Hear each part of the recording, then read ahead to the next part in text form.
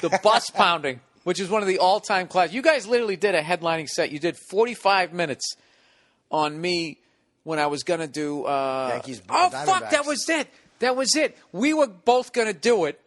No. SD, whatever the fuck it was. SD, somebody approached the Comedy Cellar, these Atlanta Brave fans, and they said... Braves, right. Was it the Diamondbacks or no? No, it was the Braves. Okay. And they said, they were taking a bus from Manhattan up to Yankee Stadium, and they wanted to hire a comic for the bus ride up, and at the end of it, they were going to give you a World Series ticket. So we sat there going, oh, man, that's going to be brutal. I don't know, blah, blah, blah, blah, all of that type of shit. And I forget what happened at the last. Without me knowing, you said, you know what, I'm not fucking doing that. That's bullshit, right? And I didn't know it, so I agreed to do it. And then we sat down and we started trashing each other. And this is what you started it. I vaguely remember that. I said this to you. I made fun of your shirt, but blah, blah, blah. And I was getting you and everyone was laughing. And you know that thing at the table. You're like, oh, my God, I'm winning. I'm winning. I'm finally winning here. And then as they're all laughing, you just lean in and you go, whatever, bus boy. And the whole table stopped and went, what? And you said, Bill Burr's going to do stand-up on a bus on the way to the roost. And all fucking chairs turned at me. That's the funny. And, dude, all the killers were there. You, Patrice, Voss, Kevin Hart. Was there, yeah. Kevin Hart was there. Keith was there. 45 minutes. I didn't say a word and just got pounded. And I was still going to do the gig. Because to me, that was an easy gig. Sure. All I had to do was shit on the Yankees the whole way, make fun of fucking New York, and say that Atlanta was better, say that I was a Red Sox fan. I would have been fucking shotgunning beers with them. It would have been a joke. But I ended up not doing the gig, which a lot of people don't know. I didn't do the gig because Patrice, in the end of it, dude, you guys were trashing me so bad, like strangers were either laughing or they were going, oh. I'm trying to think of some of the great ones. Patrice imitating me. Oh, Patrice goes, hey, when they call you out on stage, he goes, are you going to come out of the bathroom or are you going to walk up those little steps? I remember all of them. He had another one where he was imitating me at the end of the show. And this is a visual, so I'll have to explain it. I finished. I'm in the front of the bus. And I go, hey, thanks a lot. You guys are great. And then he imitates me turning around, sitting down. And then as people are walking by, reaching over my show, good show, good show. I'm going, hey, thanks a lot. Thanks a lot. Thanks a lot. Reaching over my shoulder. You guys asked if I was going to use the bus driver's microphone to do the show, if I was going to bring my own. Dude, every joke was just funnier than the next one, and it was never ending. I took this fucking brutal pounding, but I was still going to do it. I was like, fuck these guys. I'm a sports fan. I want to go to the game. I don't give a fuck. So in the end, you guys had all left, and it was just me and Patrice sitting there, and he just goes, Bill, he goes, you're making enough money at this point. If you want to go to the game, buy a fucking ticket, all right? He goes, dude, I will. He called me the N-word. He said, N-word. He goes, I will stand in front of that bus so you don't do that gig. Do not do that fucking gig. And it was the first time I ever thought of, like, like self-esteem. Yeah. Like, why not just blow the cash and actually have a little dignity? Because you just come into this business doing, like, those Jersey Turnpike gigs and all that shit that you don't. You just feel like, I need to learn how to do this. So I didn't do the gig. And I actually passed the gig off to somebody else. And I had taken such a bad pounding. I said, listen, I'll never tell anybody who I gave this gig to. And I think the person who did it, didn't they come in and say who it was?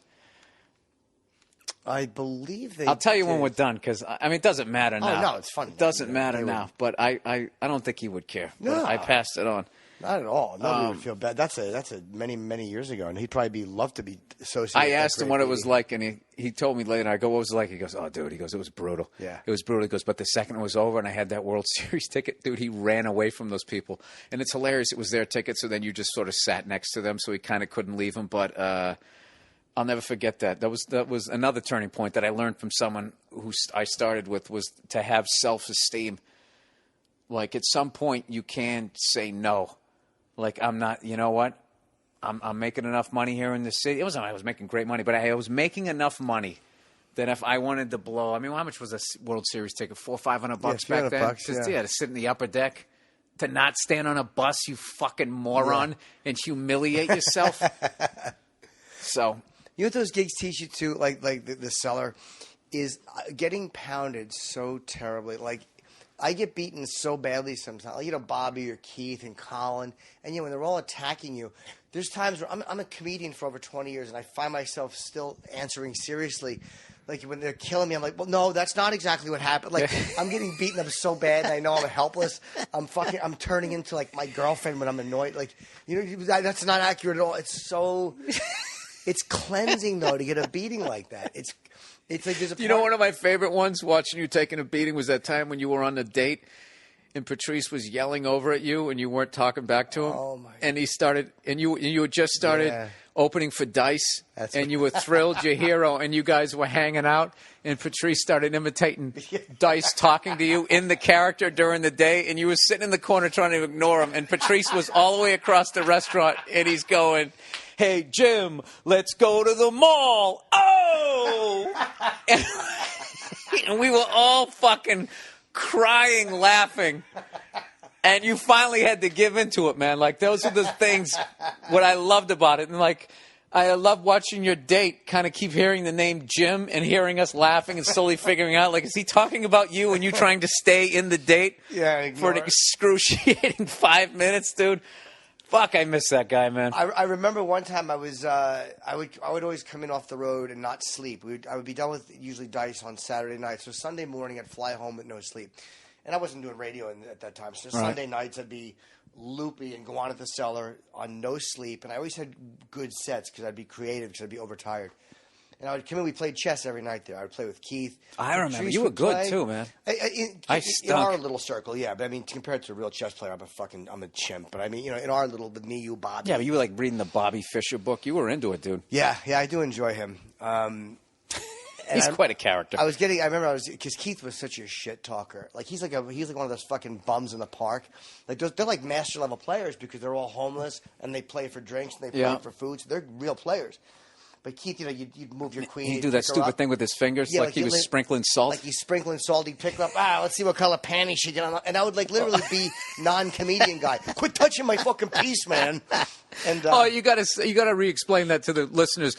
What Keith Robinson would do when he knew he was closing in on your queen, he would reach over and pick it up and be like, what color panties is she wearing? And set it down. Like, he was just touching your talking pieces. Oh yeah, it was annoying as shit. And I remember one time Patrice pulled my chair out after I had lost. And I was so fucking overtired and cranky.